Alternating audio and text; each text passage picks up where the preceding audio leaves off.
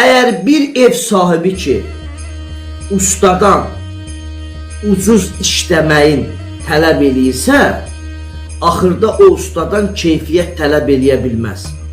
O insanlar ki, bir şeyi dərk eləsinlər ki, sürət olan yerdə keyfiyyət ola bilməz.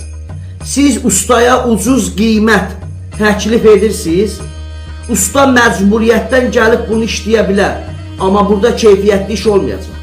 Bilirsiniz niyə? Çünki ucuz qiymətə pul qazanmaq olmayacaq. Usta da gələcək ki, pul qazansın, məcburdur burada sürəti artırsın. Sürəti artıranda da keyfiyyət aşağı düşəcək. Ona görə, əziz dostlar, gözəl insanlar, belə şeylərə diqqət edin. Yəni siz 5 manata ancaq bazardan broiler ala bilərsiniz, quzu əti yox.